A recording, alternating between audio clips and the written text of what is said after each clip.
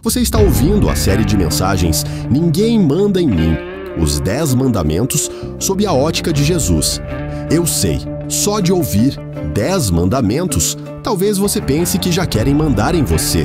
Afinal, desde pequenos sonhamos com a liberdade de sermos donos do próprio nariz. Mas aí vem as contas, o chefe, os clientes e a nossa família.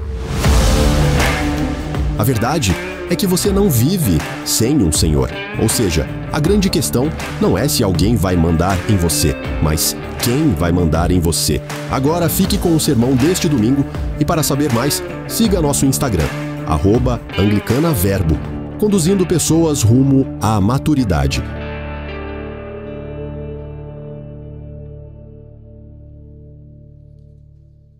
Boa noite, gente. Tudo bom?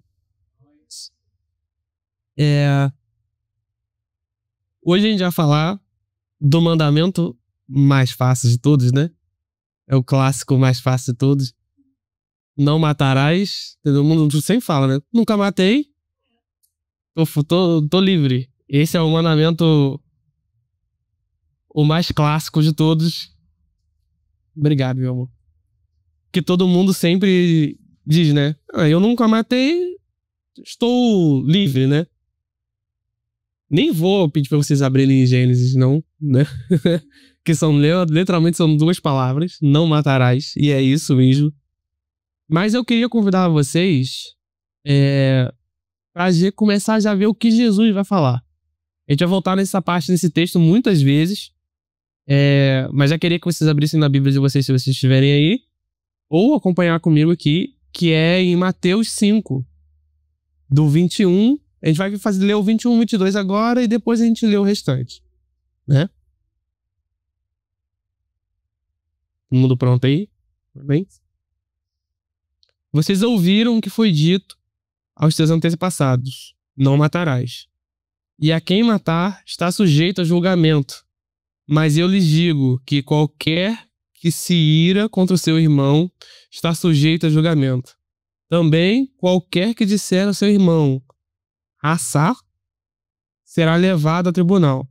E qualquer que disser louco corre risco de ir a fogo do inferno, né? Vamos parar por aí, depois a gente volta mais uma vez nesse texto.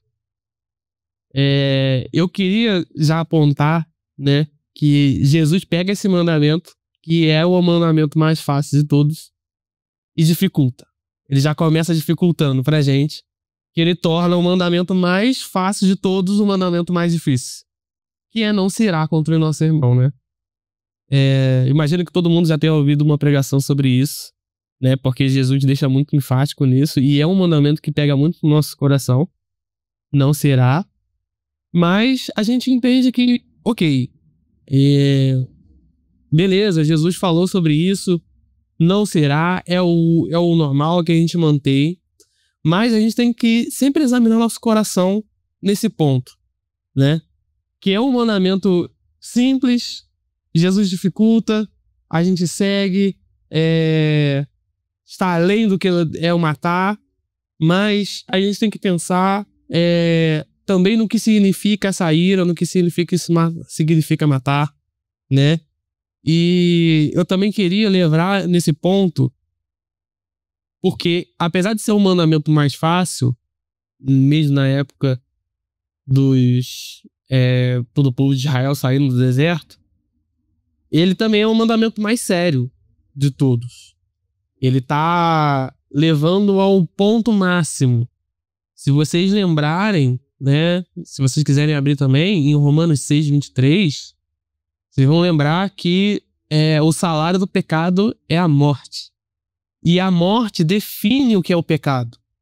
Porque a morte e o pecado são estritamente entrelaçados.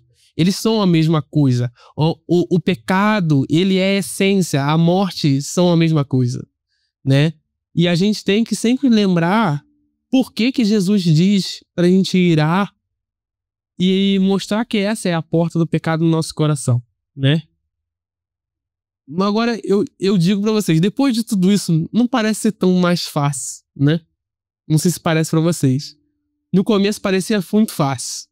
Mas não esse irar, a gente pensa que a ira, a desordem, a vontade de querer fazer algo contra o seu irmão, é a origem de todos os outros pecados.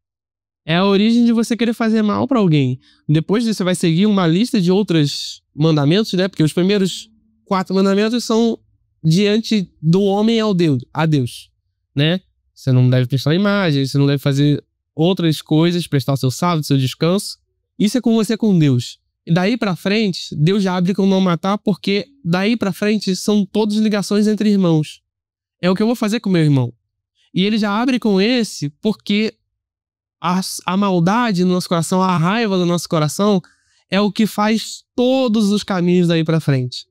Você não vai roubar, você não vai adulterar, você não vai querer fazer mal pros outros, pro seu irmão, porque a ira tem que estar no seu coração tem que ter em paz, né? E a gente vê o exemplo daí pra frente do que Jesus mostra do porquê e como ele vai pegar mais fundo esse mandamento e dificultar cada vez mais, deixar cada vez mais rebuscado, mais complicado, e a gente vai perceber que deixa de ser muito simples e volta à dificuldade, né? Eu volto vocês a pegar a Bíblia então e continuar nos versos seguintes, e Jesus dificulta mais, né? Nos próximos versos. Do 23 em diante. Portanto, se você estiver apresentando a sua oferta diante do altar e ali se lembrar que seu irmão tem algo contra você, deixe sua oferta ali, diante do altar, e vai reconciliar-se com seu irmão. Depois volte e apresente a oferta. Né? Aqui Jesus dificultou. É uma briga. Você não pode estar em briga e apresentar sua oferta. Ele faz aqui o que ele ensina no nosso Pai Nosso. Ele vem falar: se você quer fazer a sua oferta, que é o pedido de desculpa para Deus, né? A oferta, não lembrar isso. Você faz um sacrifício a Deus em nome daquele pecado que você fez. Você faz como se fosse um banquete com Deus, e o sacerdote faria para você, no caso, e ele pediria perdão pelo pecado. E Jesus diz aqui: antes de você pedir perdão pelo seu pecado, peça perdão pro seu irmão. Se perdoem entre si antes de fazer isso. E não só isso, ele fala sobre o altar, que faz o paralelo geral que eu vou tentar seguir nessa pregação, que é de Gênesis, entre Caim e Abel, que é o primeiro pecado, que não só, por incrível que pareça, é o matar, que é o primeiro pecado que cai no mundo depois de Adão, da desobediência dele. E é um pecado que é dado, como Jesus fala, no altar. É um pecado feito no âmbito mais santo possível. Jesus mostra ali que a ira vem até no momento mais santo, até no momento de perdão, a gente pode se irar com o outro pelo que acontece. Vamos ler lá o capítulo em Gênesis? Deixar marcadinho aqui no Mateus, mas vamos voltar lá para dar uma lida, só para dar uma repassada sobre o que aconteceu. Gênesis 4, do 3 para frente, tá, gente? Passando algum tempo, Caim trouxe o fruto da terra, uma oferta ao Senhor. Abel, por sua vez, trouxe partes gordas das primeiras crias de seu rebanho. Senhor aceitou o agrado de Abel, a sua oferta, mas não aceitou a sua oferta, a de Caim.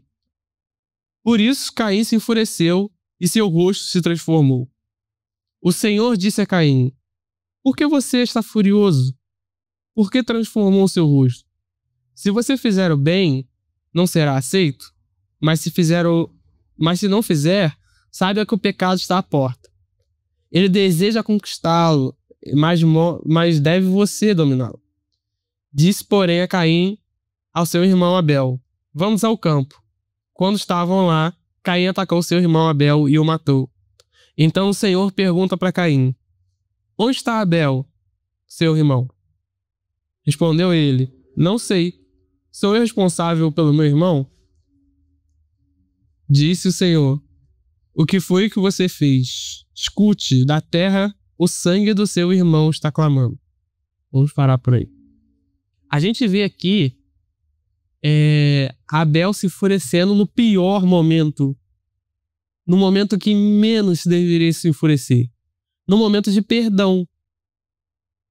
Caim e Abel, não sei se vocês já fizeram esse paralelo alguma vez, mas Caim e Abel, nessa oferta, muito provavelmente, eles estão fazendo tentar consertar o que o pai dele estragou. É a primeira oferta, é o primeiro pedido de desculpa entre a humanidade e Deus de novo. É o primeiro momento em que a gente está falando: Deus, a gente mudou. Deus, mudei. Sou outra pessoa, não sou eu mais, eu não sou mais assim. Aquele pecado do meu pai, não fui eu que fiz. Me perdoa. Sou uma pessoa diferente. E Deus, dando uma segunda visão para a humanidade, diferente do que aconteceu com Eva e Adão, Deus fala antes de Caim, com Caim, antes dele pecar. Caim, o pecado está na porta. Ele já sabia que Caim estava nervoso. Caim, o pecado está na porta. Não faça isso. Eu já estou vendo o que está acontecendo. Não se ire, porque o pecado está ali e você está pronto a se dominá-lo. Se você fizer o bem, tudo vai correr certo. Mas se você fizer o mal, o pecado vai te dominar. E Deus deixa muito claro para Caim que as consequências daquilo seriam enormes. De que tudo que tinha para mostrar, de tudo que tinha para acontecer, tudo que tinha para viver, ele poderia ter tido perdão, ele poderia ter feito uma segunda oferta. Deus nunca impediu ele de fazer uma outra oferta. Mas Caim se ira. Se ira pela inveja, talvez por não entender o que Deus falou com ele. E ele consumido pelo pecado máximo, ele se torna o pecado e mata. A gente pode fazer até um questionamento nessa parte aqui, de que dá para entender porque Caim ficou irritado. E não era questão de não entender, né? Não era incompreensível Caim ficar chateado. Porque o que tinha acontecido ali era uma clara exclusão. Ele se sentiu excluído. É como se você tivesse... Só tem você e seu irmão. Deus perdoa o seu irmão, ou seja, na cabeça deles, estão querendo voltar com Deus. Deus perdoou o seu irmão, não. Caim deve voltar pro Éden. Abel vai voltar pro Éden e eu vou ficar. Eu fiz também o que ele fez. Eu entreguei o que ele entregou. Mas Caim se entrega pela raiva, né? E isso acaba destruindo sua vida. Ele acaba sendo marcado daí em diante. E daí pra frente, sua vida se torna isolada. Caim não morreu fisicamente, mas Caim morreu pro mundo. Caim não teve mais contato com as pessoas. E todos queriam matá-lo, né? Inclusive, Caim morreu com Deus nesse momento. Porque Deus chega pra ele e fala: vai lá, segue tua vida, vive. Mas Caim fala: não, é pesado, me salva, né? Mas a descendência de Caim daí em diante segue um rumo tenebroso pela escolha que ele fez. E a gente sente muitas vezes no coração que a gente não é Caim. Não faz sentido. Eu não mataria o meu irmão. Eu não faria isso. Mas aí é que Jesus mostra pra gente. Jesus subverte esse mostramento, esse mandamento, e fala: olha, você se irou pelo seu irmão. Você olha pelo irmão e fala assim: não, tudo bem, ele tá ali, mas eu não convivo mais com ele. Ele tá ali, eu perdoei, tá tudo certo. Eu não vou ficar batendo boca com ele, não, tá tudo bem. Eu vou deixar ele lá e eu aqui. Se ele precisar de alguma coisa, aí o problema é dele. Não tem nada a ver comigo. E você matou o seu irmão no seu coração. Você cortou os laços com ele, você demonizou ele na sua mente, você transformou ele em outra pessoa no seu coração, e daí em diante, qualquer coisa que seu irmão precisar, para você não é mais relevante. Para você não existe. A pessoa já não existe mais no seu coração, ela tá morta. E você matou ela, mesmo que não tivesse matado fisicamente, você matou ela no seu coração. E é isso que Jesus quer apontar. Que o seu pecado, ele pode estar mais perto do que você imagina. É mais fácil do que você imagina matar alguém. Mas Jesus, querendo ou não, dificulta mais ainda. A gente leu aqui do 23 ao 24. Eu vou voltar mais uma vez no 24 e a gente continua até o 26. Deixe sua oferta ali, diante do altar, e vá primeiro reconciliar-se com seu irmão. Depois volte e apresente sua oferta.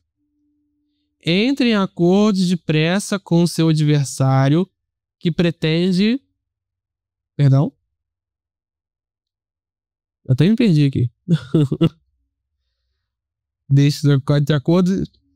Entre em acordo depressa com seu adversário que pretende levá-lo ao tribunal.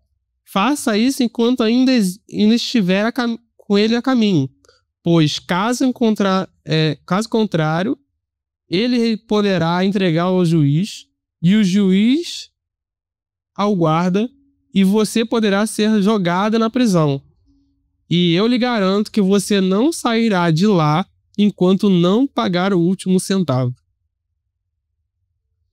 Jesus mostra aqui, nesse ponto, que na verdade está além, ele dificulta mais. Se já não estava difícil, a gente só não será, ele dificulta mais e fala: você também é responsável pela ira do seu irmão. Porque às vezes está tudo bem. E está tudo certo entre você e Deus. E você fala: não, Deus, eu perdoei. E às vezes você perdoou. Mas o seu irmão, você não se reconciliou com ele. Pode estar todo em paz no seu coração. Às vezes não tem ira no seu coração. Mas você deixou a ira no coração do seu irmão. E isso é o pecado que Jesus vem mostrar no final. Porque as consequências de você deixar a ira no coração do seu irmão também caem sobre você. Voltando ao texto de Caim e Abel fazem oferta. Os dois estão diante do altar. Abel tem sua oferta aceita. Caim não tem. O rosto de Caim se transforma. E Abel faz o quê? Nada. Jesus aceitou minha oferta. Tá tudo bem. Agora Caim tá chateado, aí ele que resolve com Deus. Não fui eu que pequei.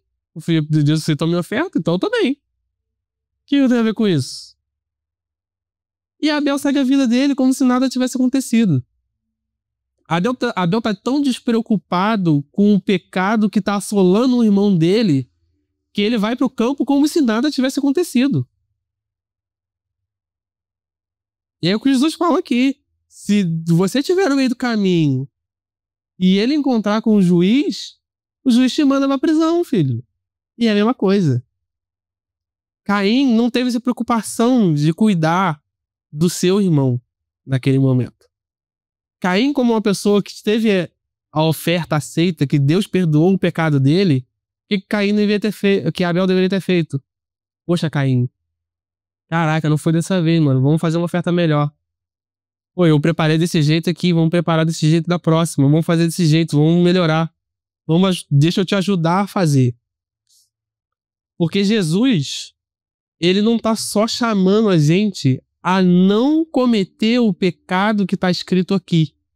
Não é só não matar. Existem duas vias do que você pode fazer.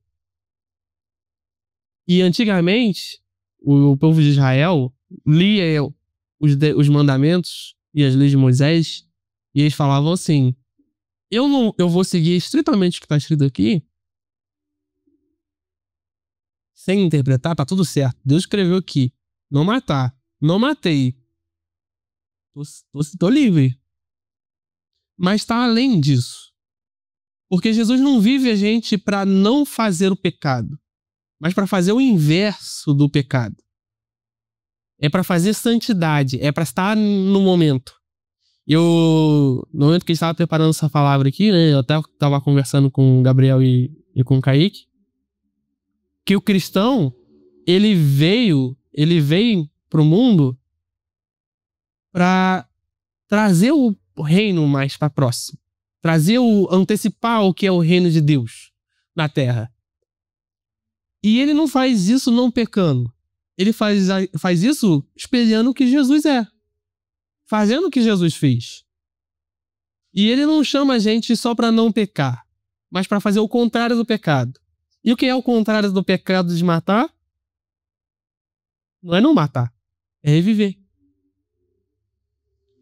O contrário de não matar é reviver o próximo. E como a gente faz isso? Perdoando, ajudando, melhorando a vida do próximo, guiando ele para um caminho novo, diferente. Não é aceitar o pecado do irmão. E a gente tem que entender isso, gente, que o pecado não pode ser ignorado só porque é do seu irmão. A nossa briga é contra o pecado no geral. E não é apontar pro irmão com sua superioridade e chegar e falar assim: você é pecador, você não tem direito de fazer nada. Não, sai da igreja, tu tá aí, tu não pode tocar, tu não pode louvar, tu não pode fazer nada, porque você tá em pecado. Tu não tá ajudando o irmão, tá apontando na cara dele o que ele tá fazendo. E aí sentar com o irmão, falar: oi, irmão, o que você precisa? Poxa, vi que você errou naquilo lá. Vamos ajudar aí, vamos bolar um plano pra fugir dessa aí, cara. Vamos fazer uma coisa nova, senta comigo, vamos conversar. Vamos orar em você, vamos jejuar junto. Vamos buscar.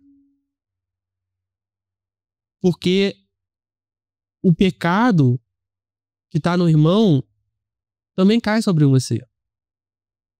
Buscar o reino de Deus na terra, a antecipação do reino da terra, é cuidar dos próximos. E a gente tem que lembrar que o pecado que o irmão tem é de responsabilidade nossa também. E que a gente tem que fazer pelo outro por amor mesmo. E não tem vantagem clara pra você. E não tem que ter mesmo. Não tem que ter vantagem pra você. Não é aquela história: não, eu vou perdoar porque aí minha vida vai ser melhor. Não é isso. É perdoar para a vida do seu irmão ser melhor e vocês viverem uma vida juntos melhor. É vocês terem um reino melhor. É que a igreja seja melhor. Não é que a vida do Guilherme seja melhor. A gente tem que entender que o reino de Deus não é sobre a melhora da minha vida. É sobre a melhora da vida do próximo. E é por isso que Deus chama a gente para largar tudo antes do perdão para perdoar o próximo. Porque se eu for salvo e não ajudar os outros a se salvarem, não adiantou de nada. Não foi isso que Jesus veio fazer. Porque Jesus não precisava ser salvo. Jesus não veio na terra porque ele precisava ser salvo. Ele veio na terra porque ele precisava salvar a gente. E ele chama a gente para ser igual a ele. Para salvar o próximo. Para salvar quem está na minha frente. Não em troca de ser glorificado. Não em troca de isso garantir a minha salvação. Mas em troca de ser um cristão. De amor pelo que já fez. Porque a gente já foi salvo. A gente já tem... Nós que estamos aqui na igreja, imagino que todos aqui já aceitaram Jesus. nós já fomos salvos. O nosso perdão já aconteceu, já tá lá na cruz. A gente já foi perdoado de tudo que a gente fez. Mas o irmão precisa ser perdoado também, para que ele seja liberto, assim como a gente foi. Para que ele siga a vida dele em santidade, a gente tem que estar feliz por isso. Feliz pela santidade do irmão. Feliz pelo caminhar dele. E não pela competição que se tornou a igreja hoje em dia. Hoje em dia, eu tinha visto um pastor fazendo a pregação de como a igreja virou uma briga por santidade. Uma briga de ver quem é o mais santo. A pessoa vai no púlpito, dá o testemunho dela. Não, irmão, porque Deus me honra, porque eu fui fiel a Deus e Ele me deu uma casa. Eu fui fiel a Deus e Ele me deu uma promoção no trabalho. Eu fui fiel a Deus e Ele mudou a minha vida financeira. E como se fosse, não, você que não foi fiel o suficiente, seja fiel, porque aí Deus vai te abençoar. Aí o carro vem.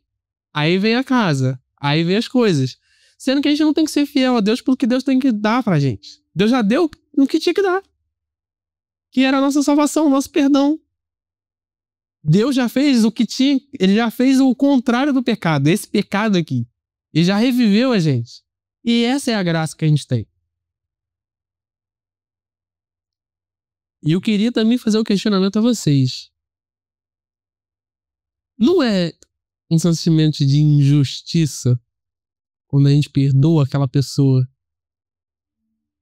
que não quer nada de bom pra gente? Aí a gente olha e fala, caraca, eu vou perdoar aquele cara lá que não vale nada. Eu que tenho que chegar lá e perdoar esse cara? Muito injusto. Muito injusto. Se foi ele que fez a besteira, por que eu tenho que perdoar ele? Por que eu tenho que ajudar? Mas a gente esquece de que aquele que perdoou a gente também fez isso. E ele tá no topo da injustiça. Imagine que você, com aquela pessoa que fez a pior coisa que já aconteceu na sua vida. Aquela pessoa que tá marcada na sua mente, que fez a pior coisa que você já presenciou na sua história.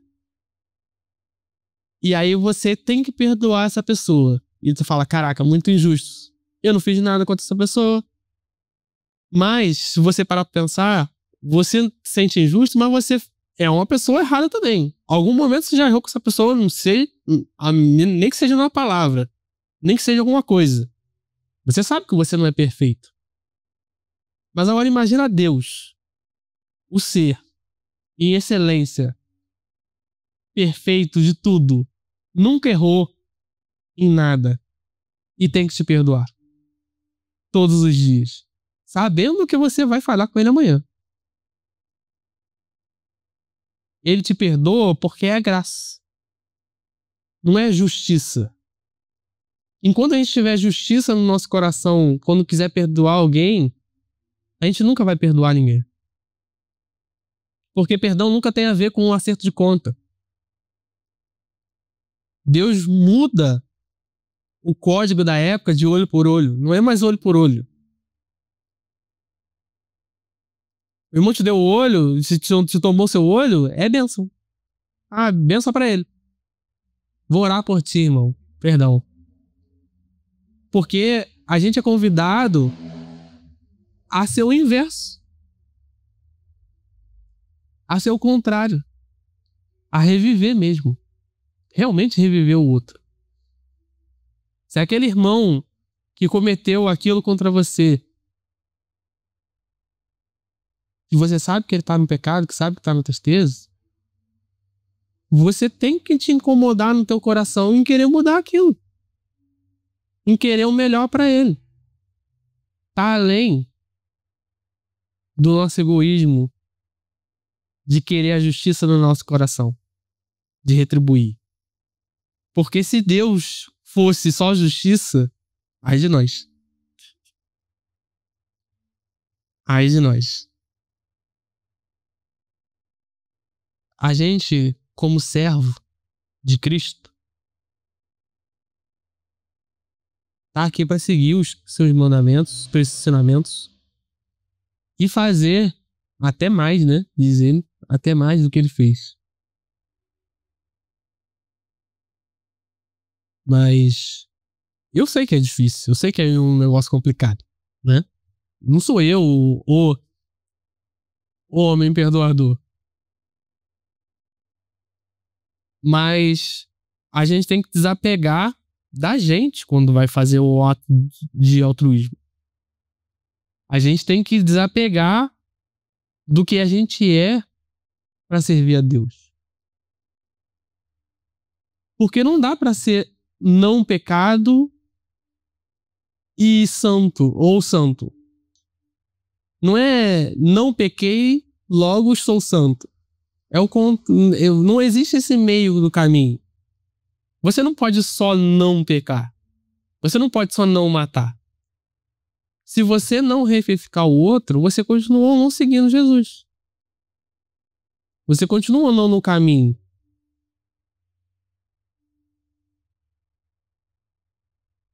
Ficou mais difícil, não ficou? Agora tá mais difícil.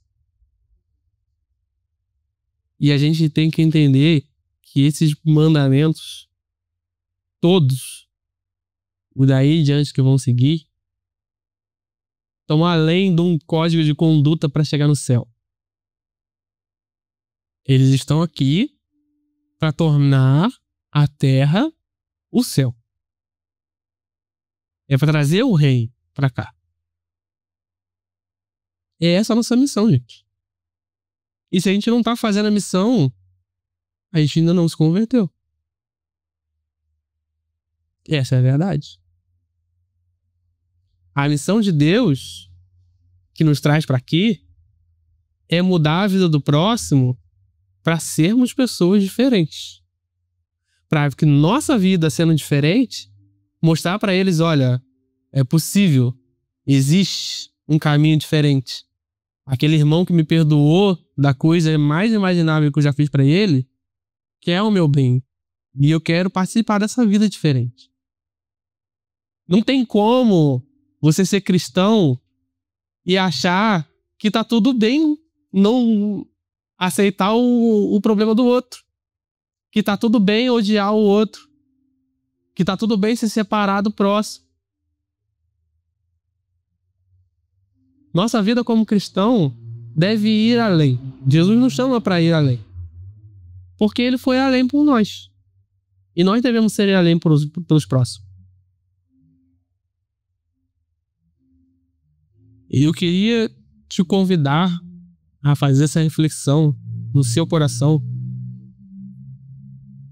Claro, não precisa falar para ninguém, mas de pensar naquela pessoa que você, poxa, eu me afastei daquela pessoa 100%.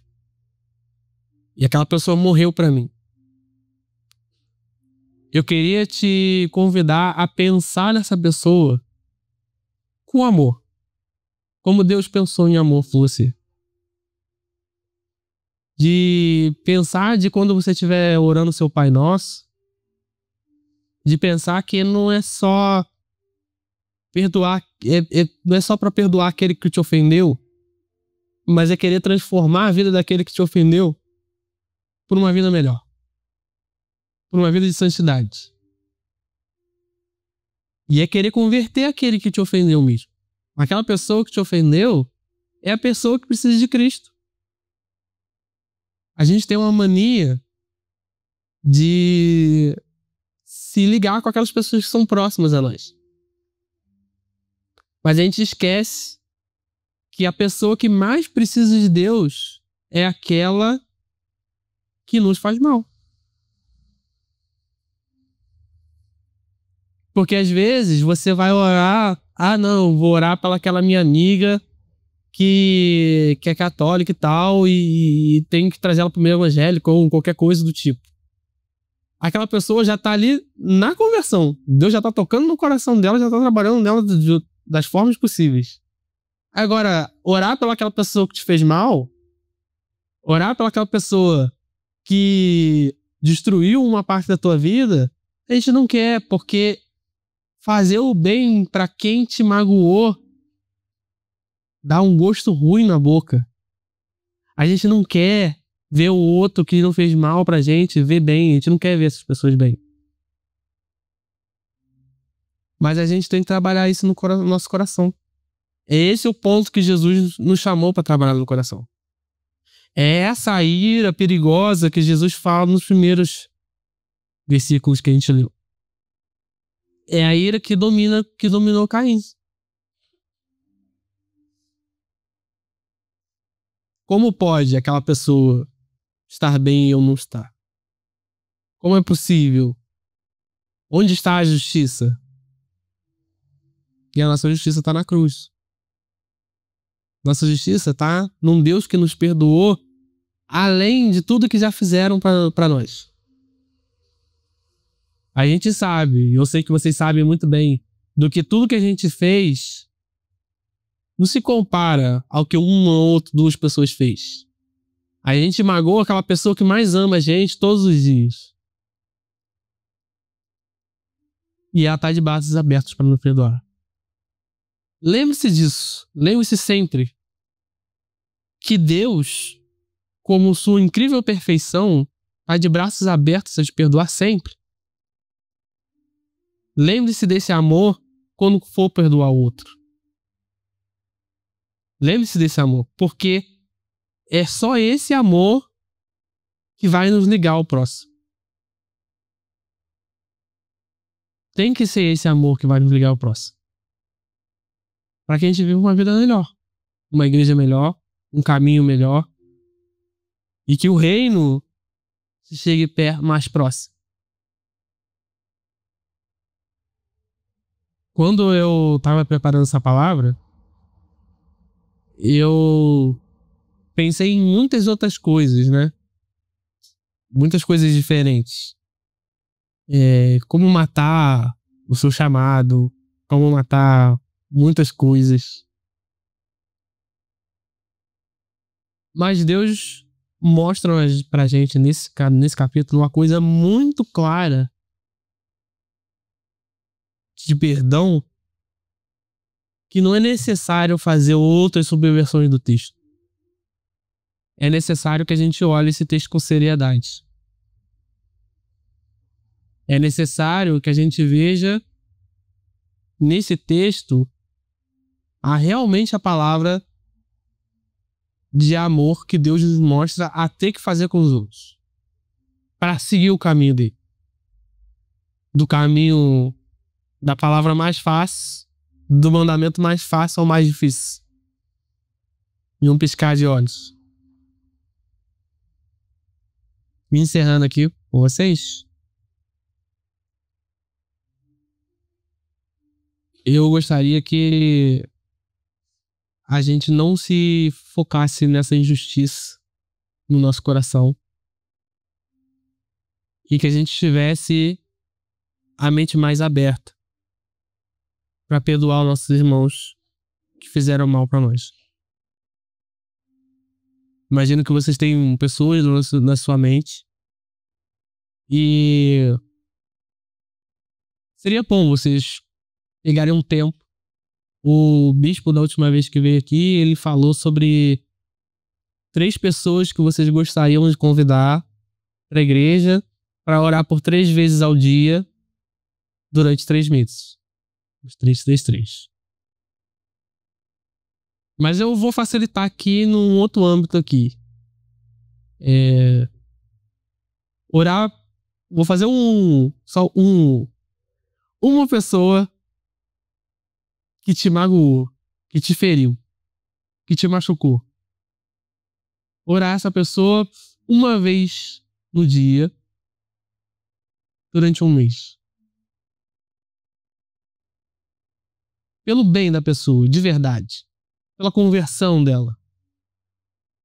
Pelo bem, porque Jesus toca no coração dela para que ela seja uma pessoa melhor, para que ela viva do seu lado e que você viva bem com essa pessoa.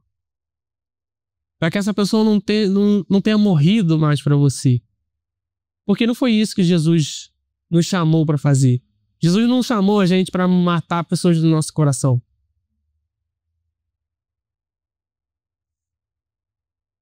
Jesus fala na carta do divórcio sobre o perdão. Porque o divórcio ele é permitido pela lei de Moisés, mas Jesus fala: vocês só precisam disso pela dureza do coração de vocês. Porque se vocês soubessem perdoar como o Pai perdoa vocês não iam precisar de nada disso. Vocês não iam precisar se enfurecer, excluir o próximo. E eu não estou dizendo às vezes nem que não é justo. Porque às vezes você sabe que uma pessoa vai fazer mal a você. Vai querer fazer mal a você de novo. Mas Jesus chama a gente a dar a outra face. A perdoar 70 vezes 7. E se não for isso, se a gente não seguir esse caminho como cristão, talvez a gente precise rever os nossos caminhos de verdade como cristão. Se converter mais uma vez e voltar aos caminhos de Deus. Vamos orar? Senhor meu Deus, muito obrigado pela tua palavra, Deus, que bate na nossa perna, que nos leva de volta ao caminho. E eu sei que essa palavra, Deus, não é fácil para ninguém. Mas eu imagino, Deus, que deve ser muito difícil para o Senhor também. Por mais que o Senhor não tenha dificuldades, não tenha limites, que deve ser muito doloroso, Deus, ter pago o caminho do pecado na cruz por pessoas que não têm interesse no Senhor. Eu sei, Deus, que a dor que tu sentiu naquela cruz, pelos pecados que eu cometi ontem, que eu cometi anteontem e vou cometer amanhã, que sangram a tua carne, que mudaram o destino de morte, que tu morreu pelo meu pecado, que tu consumiu o ápice do pecado na sua carne por mim, Deus. Eu sei que é difícil.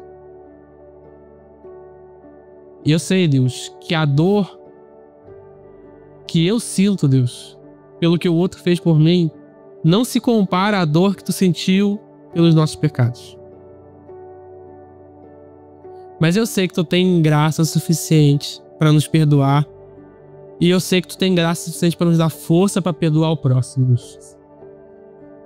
Nos traz, Deus, ao caminho correto. Nos traz de volta aos teus caminhos, Deus. Para que a gente possa seguir esse mandamento tão difícil de se seguir. De não se irar com o próximo. De perdoar quem fez o mal. De ser igual a ti. Mas eu sei, Deus, que se tu estiver conosco, tudo é possível. Até o pior pecado que os outros já fizeram conosco pode ser redimido, pode estar tranquilo na nossa mente. Se tu estiver conosco, se tu estiver tratando o nosso coração, Deus. Traz de volta, Deus, amizades, Deus, que foram rompidas. Traz de volta amor entre família. Traz de volta aquela pessoa que brigou e que já foram muito próximos na vida, mas hoje em dia não são por causa de rompimento, Deus. Por causa de coração endurecido que não quer perdoar, Deus. E eu sei que tu tem muito para tocar na nossa vida, Deus. E eu sei que tu quer muito que nós chegamos mais próximos de ti. Mas assim como nós oramos todos os dias no Pai Nosso para perdoar as nossas ofensas, como nós perdoamos aqueles que têm ofendido a nós, eu quero que tu peça força, Deus. Não dê força. Que o Espírito Santo esteja conosco quando a gente for pedir esse perdão. Que a gente possa orar por aqueles que fez o mal para nós com um coração alegre, com alegria, com vontade da melhora do próximo, Deus. Tira esse egoísmo do nosso coração de querer que a justiça seja feita para nós, Deus. mas não em nós. Que a justiça que venha no nosso coração seja leve, mas que a graça seja abundante. Que a gente possa, Deus, seguir os teus caminhos com amor como tu nos amou, para que a gente possa distribuir esse amor ao próximo e que o reino seja beneficiado pelo jeito que tu nos usa como uma ferramenta de amor, como uma ferramenta de graça no teu meio. Eu te agradeço muito pela tua palavra, por ter batido no nosso coração e que ela entre no nosso coração e mude de verdade quem nós somos, para que chegamos cada vez um pouquinho mais próximo do que tu é, para que refletimos um pouquinho mais a imagem que tu é na nossa vida para o próximo. Amém.